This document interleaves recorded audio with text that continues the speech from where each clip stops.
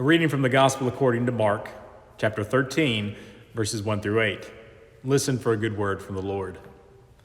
As Jesus came out of the temple, one of his disciples said to him, "Look, teacher, what large stones and what large buildings." Then Jesus said to him, "Do you see these great buildings? Not one stone will be left upon another. All will be thrown down." When he was sitting on the Mount of Olives opposite the temple, Peter, James, John, and Andrew asked him privately, "Tell us when this will be, and what will be the sign that all these things are about to be accomplished?" Then Jesus began to say to them, "Beware that no one leads you astray. Many will come in my name and say, 'I am he,' and they will lead many astray. When you hear of wars and rumors of wars, do not be alarmed. This must take place, but the end is still to come. For nation will rise against nation and kingdom against kingdom. There will be earthquakes in various places. There will be famines. This is but the beginning of the birth pains." This is the gospel of our Lord Jesus Christ. Thanks be to God. Giving birth hurts. It's painful. I don't know from personal experience, but I've been in the room when it happened, and I can tell you it looks excruciating. Even with all of the advancements of modern medicine, it seems like there is no such thing as a completely pain-free birth. So don't try to tell me that women are the weaker sex. I was in the room both times my wife gave birth, and I can bear witness to the fact that isn't true.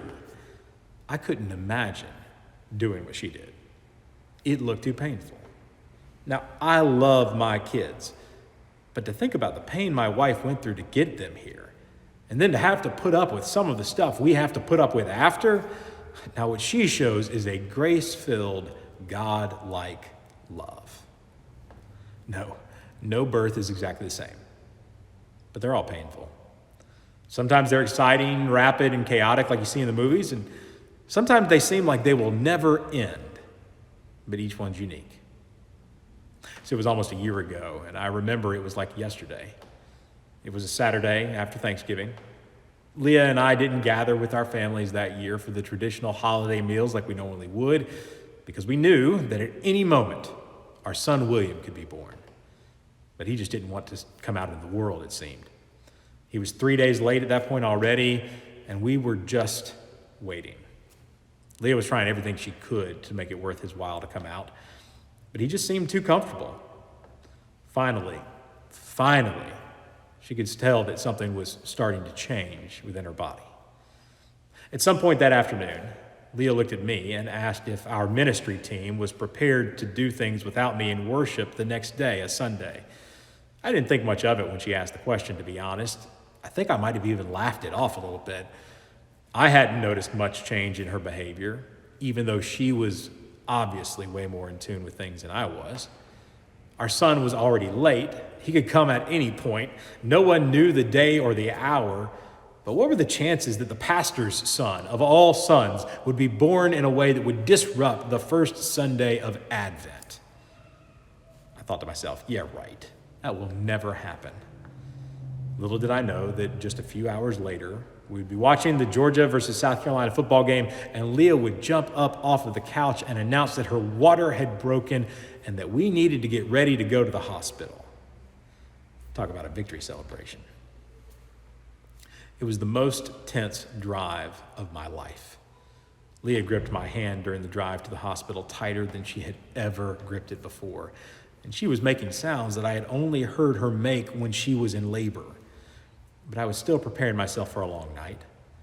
We finally arrived, and they were checking on Leah and waiting for the room for us to open up, when suddenly they said that she was farther along than we originally thought. At this point, there was really no reason to have the medicine. We were going to have to do this the old-fashioned way, and my wife showed more strength in the following moments than I think I could ever hope to muster. We had arrived at the hospital at 11:45 p.m., and William was born just 33 minutes later at 12:18 a.m. on the first Sunday of Advent, the day of hope. But I never thought it was going to be that exciting. I never thought it was going to happen like that, because I remembered the first time. I remember when our daughter Hattie was born, and it seemed like it would never end. That time I could tell something was going on. It was a Sunday, Father's Day. And at some point in worship that morning, I looked at Leah and I could tell that she was shifting in her seat more than she normally did. She was very uncomfortable, and it was obvious. Then we were mingling after the service like we always do. And in that moment, she shot me a look that said, "You need to get me out of here right now. I don't feel good, and I don't want to be here." And sure enough, she knew she was in labor. We watched for all of the signs. We did everything we had been taught to do. We timed out the contractions. We checked our bags to make sure that we were prepared for everything we would need to have a successful hospital stay. When she told me she thought it was time, I packed the car as quick as I could, and off we went. At that time, it was at about 4 o'clock in the afternoon when we arrived at the hospital. And sure enough, they checked, and we were ready to have a baby. We just didn't know how long it would take. Once we got to the room, things got pretty painful pretty quickly for Leah. So we decided to go for an epidural to make her more comfortable throughout the rest of the process. But we had no idea how much that might slow the process down. So at midnight, I had to go out and tell the family that had gathered that it wasn't going to happen anytime soon, that they should go and get some rest, and we promised them that we would keep them updated on the progress. But at that point, we learned that what can make the pain that much more excruciating is waiting for it to end. Every time the nurse or doctor comes in to check on your progress, you hear, "Well, you're not much farther along than a couple of hours ago. We've still got a ways to go. We'll be back to check on you again soon." Or they'll be checking, but they'll get pulled out of the room because someone else is already ready to go. They're ready to give birth, or there's an emergency in another room of some kind, and you're just waiting. And it's incredibly frustrating. Every contraction, every check, every beep of the heart monitor, and any complication that comes with it, and it all just grates on you. The entire time you have to convince yourself and your partner that it will all be over soon, and it will all be worth it when the baby finally arrives. Now, it may take much longer than you ever anticipated. It may take a full day and a half like it did for our daughter Hattie, and it will be painful. But once you are holding your child in your arms, the joy and love you feel are more than you could ever imagine. And the rest of it, all of the pain, the chaos, the frustration, it just seems to disappear. No birth is exactly the same, and they're all painful. But thankfully, the successful ones lead to incredible places of joy. So perhaps that's why Jesus uses that image to describe the precarious nature of this world and the work of God in the middle of all of it. This world is fragile. It's broken. It's painful. It is full of moments of chaos and destruction.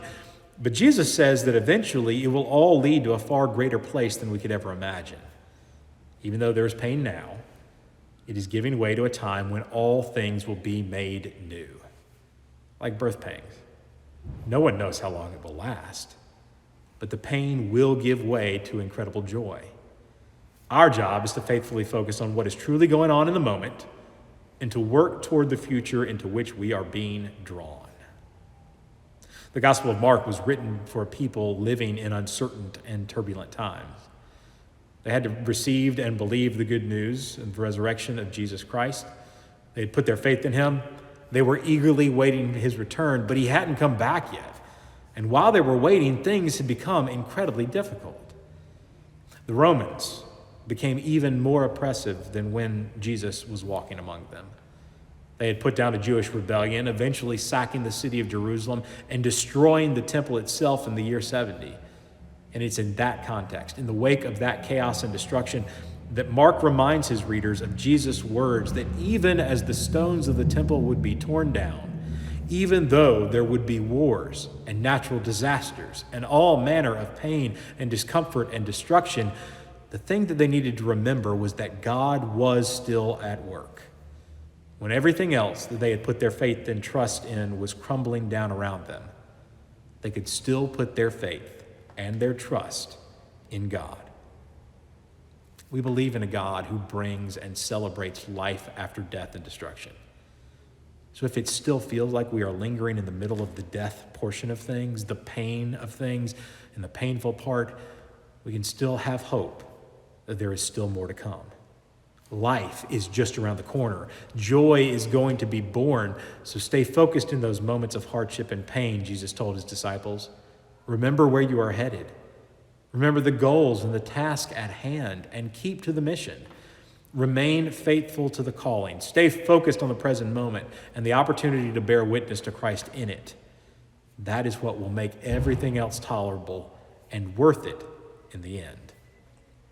Jesus told them that when things got bad, there would be those who would claim to come in his name, who would say that they could show them the way. Some might even tell them that they could read the signs and tell them exactly when this was all going to come to an end. But this is all just a distraction. It is of no use. In reality, these would-be saviors would simply be trying to take advantage of the moment for their own gain. We aren't supposed to know the moment it will all be over, and no one can tell us for sure when it will happen. But like a mother courageously going through the birth process, we are supposed to focus on what must be done in that moment. Focus on the work of breathing, of enduring, of struggling through. It will all be over at some point. And imagine the joy when it is. Until then, keep working for the kingdom. That is the focus. That will help to get you through. But honestly, that is hard to do and remember when everything feels chaotic and destructive, when it feels like everything is falling down around you. This scene in Mark comes at the end of a time when Jesus has been moving through the temple, and he's been trying to help people see ways that the temple and its system have lost focus. He's overturned the tables and driven out the money changers. In the passage we focused on just last week, he warned against the ways of the scribes who focus on their own gain and who overlook and at least inadvertently end up taking advantage of those whom they are overlooking, like the widow who gave everything she had. And even with all of that, the disciples still seem to be in awe of the temple, at least in awe of its structure. As the disciples are walking out of the temple with Jesus, they look up at the magnificent facade and they comment on the size and scope of even the stones that make up the structure. They are large, they seem sturdy, and they make the building seem indestructible, maybe eternal. It gives a sense of stability in the midst of the precarious nature of the world in which we live. And so often we want that, don't we? When things are challenging, when we are moving through strange times, what we seek more than anything else is a sense of stability. We look for some sign that things are stable, not as chaotic as they seem. But Jesus points to the temple and tells his disciples not to get too attached. He says that even the temple will be torn down until not one stone that has been placed on top of another is going to remain where it once was. He also knows that life will change for them dramatically with his crucifixion and ultimately his resurrection. But that's okay. Sometimes something old that has served its purpose has to be torn down in order for something new to be built back up that can serve a more faithful future. Just hold on. Stay firm in the knowledge that something better is on the way. Look forward to it and accept it with gratitude and live so that others can have the same faith that you do. Will Willimon once said that the message from Jesus in this passage is good news or bad news to everyone, and whether it is good or bad may depend on where you are standing when you hear it.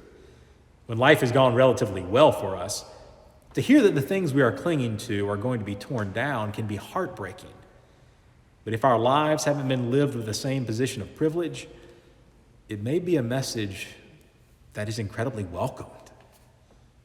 Willimon says that he was once on a mission trip to Honduras. He was with a group of Methodist students from Duke.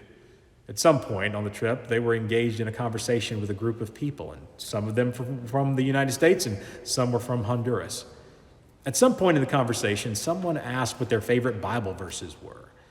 They each went around the group sharing their favorite. Some were about God's love, provision, God's protection. Some were about God's strength and calling, or God's presence with them, even in times of darkness. And eventually there was an opportunity for one of the Honduran women to share her favorite verse. And to everyone's surprise, maybe even shock, it came from this passage in which Jesus talks about every stone being torn down to make way for something new and better. The nurse who had been working with that woman leaned over to Willimon and explained a bit of the pain that woman had felt. due among other reasons to the challenges of living where she did. 3 out of 5 of the woman's children had died due to malnutrition as a result of their living conditions. It was a wake-up call. Sometimes things need to be torn down in order for a better world to be built. Now, I would imagine that each one of us hears this passage from a different vantage point than we did before we experienced a pandemic. Feelings of chaos, uncertainty, dis-ease, loss, and disruption became the norm for a good while. And many of us simply wanted to get back to the old normal that we felt like we lost. We wanted to get back to some sense of stability, and honestly, we were willing to do anything, say anything, believe and listen to anyone who claimed they could get us there. At the same time, it is entirely possible that the old normal wasn't working the way that it needed to. Not for everyone. Something old may have needed to be torn down in order to give birth to something new that more effectively serves God's kingdom in the long term. I've said it before, and I'll say it again. I don't believe God caused the pandemic. That's not how I believe God works. I do believe that God has the ability to take moments of disruption like we have experienced over the last almost 2 years now and use them for our good, to somehow bring us to a better place, to draw us closer together as a community, at least a community of faith, to remind us of what is truly important and what we have been called to do as a church, to focus us less on preferences and mere survival and point us toward ministry that bears witness to what we know Christ can do in the world.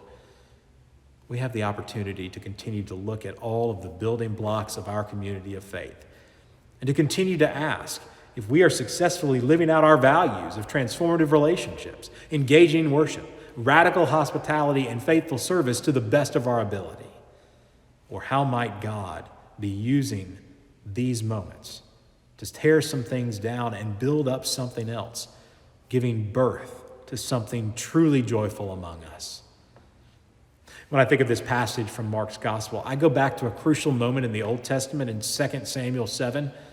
King David is sitting comfortably in his palace. He's defeated his enemies, and he is grateful to God for the divine support that was necessary to make all that happen. And he looks out the window, and there he sees the tabernacle, the tent that held the Ark of the Covenant. It was said to be the meeting place to join with God. It always moved out and about with the people, but David felt like God needed a magnificent permanent home, so he determined that he would build a temple for God. Nathan, the great prophet, at first believes God is with him and affirms David's idea.